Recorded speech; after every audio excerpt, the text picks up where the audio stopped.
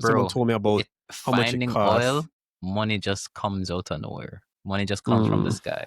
We'd find a way, or because think about it, yeah. how we earn funds now is mainly tourism. I think the Mm-hmm. government has been looking to diversify how it earns money for a very long time. And in Mm-hmm. my opinion, outside of oil, the next best bet is we are just a logistics hub. So doing that, doing like a lot of logistics type stuff, that's the next big bet. Manufacturing is difficult because of energy costs and so on, but it would be great Mm-hmm. if we found oil for that. So I just think that the government would start to shift a lot of focus. Yes, tourism would still be big and booming and so on, but they would Mm-hmm. shift and allocate a lot more resources to build out this oil refinery and just infrastructure for oil on a whole.